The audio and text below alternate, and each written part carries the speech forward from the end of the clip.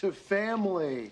Okay, to the ones you're born into and the ones you make. Welcome to MsMojo, and today we're counting down our picks for the top 10 times Fuller House tackled serious issues. Oh, you did it! Here come the waterworks. Oh, now you get me started. For this list, we'll be looking at the most notable moments where this show didn't shy away from discussing difficult topics. Because some of these issues revolve around key plot points, a spoiler alert is in effect. Did you enjoy watching this series address serious issues? Let us know in the comments below. Number 10. The vengeful video of Ramona. Jackson's best friend, Bobby Popko, goes through some ups and downs with Ramona throughout the series as they deal with their feelings for one another. Probably heard I'm single. Lucky you. And you're single, so lucky me. So what do you say we hit the mall and share a Cinnabon?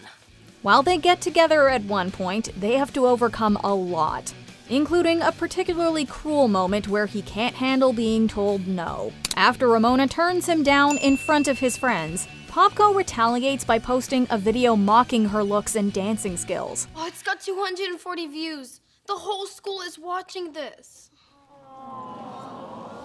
While Full House dealt with being picked on in many forms, Fuller House looked at what happens when you add social media to the mix.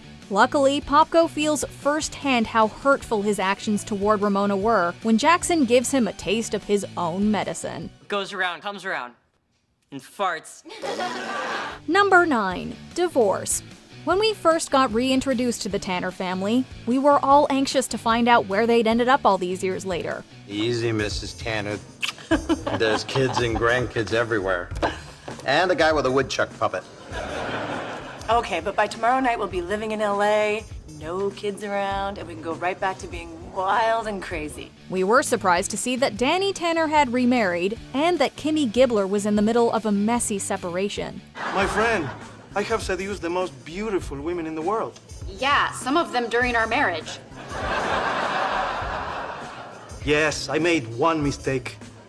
Many times. These two relationships ultimately evolve in different ways. Kimmy does end up divorcing Fernando, but only so that they can get married again. Fernando Fernandez Guerrero, will you make me the happiest woman alive and be my husband again?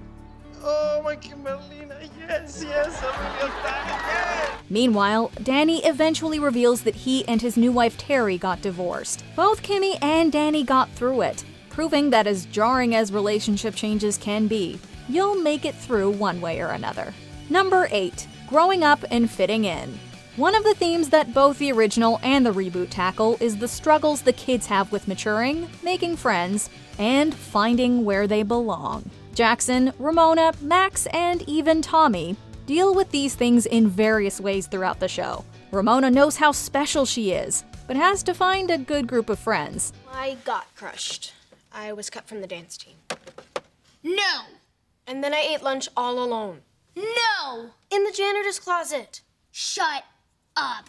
Jackson manages to fit into different cliques, but wants to find something he's good at. When Max starts middle school, he struggles with how much he stands out among the older kids. I know I've always been a little different than the other kids, but I've never cared before. But I guess middle school is just different, so I thought it'd be safer just to blend in. That way they'd leave me alone. And we see little Tommy attempt to get into a prestigious preschool, only to learn that he's not ready just yet. Growing up isn't an easy process, but Fuller House tackles it with authenticity. Kids like us were meant to stand out. Life might be more complicated and it may take a little longer to find our place in this world. But once we do, it's filled with true support. Number 7. Bonding with step-parents. After DJ and Matt break up, he moves on with her enemy, Gia. To everyone's surprise, the couple reveals they impulsively got married in the 5th season. If you don't mind hanging here for a bit, it might give you and I a chance to get to know each other better. Great. Nothing like an awkward night with my ex-boyfriend and my new stepdad who wants to bond. Yahoo! Gia's daughter Rocky has never connected with any of her previous stepdads, so she's skeptical about Matt's attempts to get close to her. Yet, once he opens up, she realizes he might be a good addition to her family. You're like the first one who's ever had a real conversation with me. So, I guess we're off to a decent start. Decent's good. A similar situation occurs when DJ's son Jackson accepts that her fiancé Steve will soon be his stepfather. A touching heart-to-heart helps him see that he can honor his father's memory and welcome a new figure into the house. Your dad would be so proud of you. Thanks, Mom. And, thank you, Steve. Really, there's no one I'd rather have marry my mom. The step-kid-step-parent relationship isn't always straightforward, but that doesn't mean it's not worth pursuing. Number 6, estranged family. What are you doing here? Well, I can't go home. It's no secret that Kimmy always wanted to be a part of DJ's family, but we were never really sure why she spent so much time at the Tanner house. Fast forward to season 5 of Fuller House, where Kimmy thinks she's going to be reunited with her parents. She's excited to reconnect, revealing that she hasn't seen them in ages. Are they still traveling the world?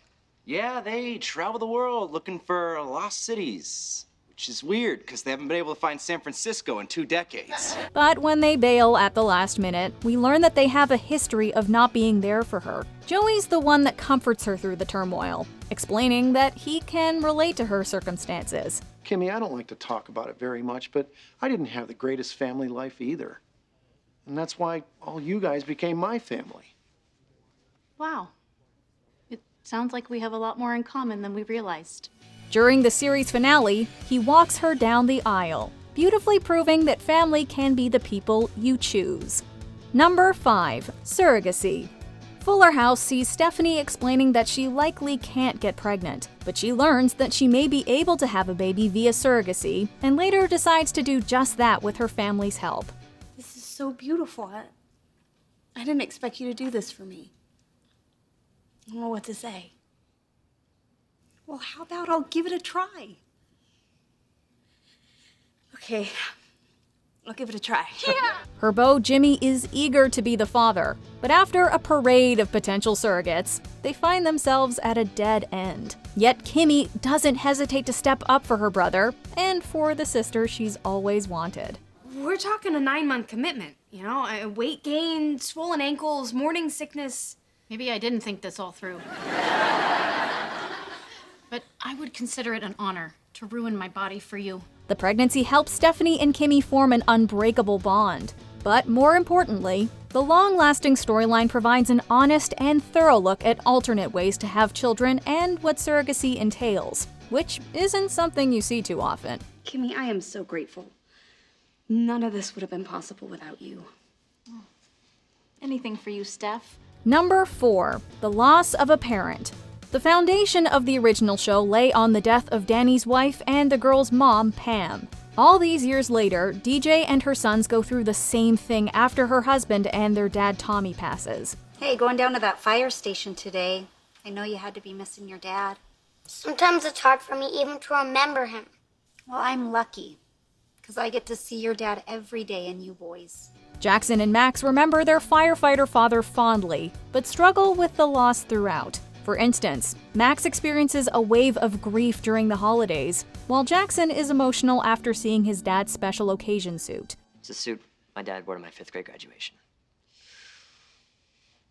Just made me realize that he's not coming back. And those are just a few examples. Plus, the series shows how complicated such a tragedy is to process in the long term when Stephanie struggles to remember her mom. Well, you were only 5 when she passed. I know. It just makes me sad. You know, I feel like I've lost that connection with her. These are always emotional moments, but the family finds solace in each other, old home videos, and joyful memories. Number 3, underage drinking. Jackson has many friends, but he tends to be influenced by them. What was I supposed to do?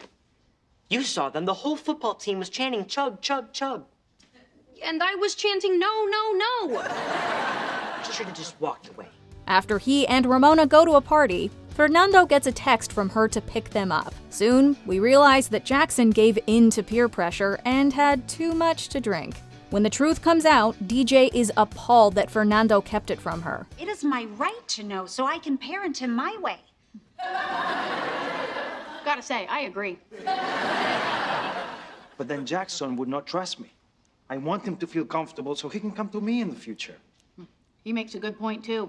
Eventually, a sick tortoise helps her realize that it's not about who helps him, it's just important that someone does. This episode provides an important look at the dangers of peer pressure, as Jackson understands he made a mistake. At the same time, it showcases the complex parenting dynamics at play when raising a teenager, as DJ remembers that it takes a village. This tortoise is a teenager now, and he has questions and anxiety about girls and SATs and body hair, and he needs all of our help.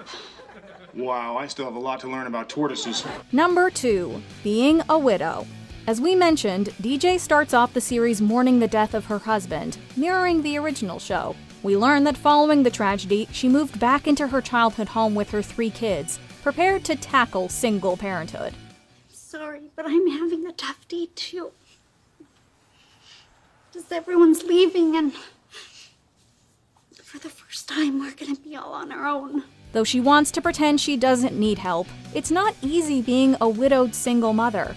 After all, she has to be there for her children while also processing a major loss. Luckily, her sister Stephanie and best friend Kimmy step in to help carry some of the load. And you do everything for everyone else.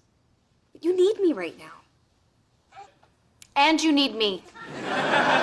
So I'm moving in too. In doing so, they become modern-day versions of Joey and Uncle Jesse. Throughout the series, DJ, much like her father before her, is able to grieve, raise her kids, and start a new chapter. I honestly wasn't sure how to keep going.